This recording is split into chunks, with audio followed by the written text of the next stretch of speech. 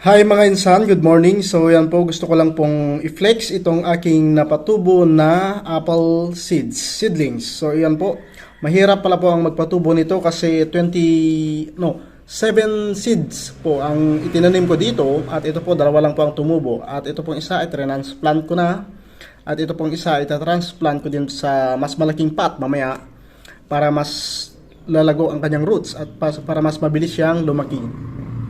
So itong seedlings po natin ay 20 days old na. Mahirap pala po siyang magpatubo. So 20 days old na at ito na po mayroon na po itong apat na dahon at ito pong isa ay papalabas na rin po yung kanyang pangatlong dahon. So yan po.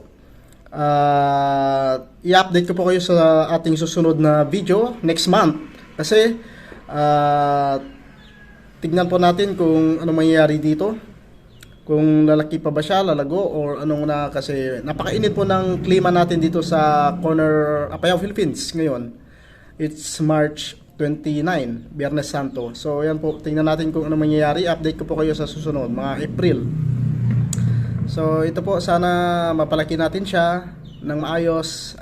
Tingnan natin kung mapapabunga natin ito. Kasi ayon sa aking napanood sa YouTube, 3 years bago ito mamunga kung mapatubo natin. So that's it. Goodbye and thank you.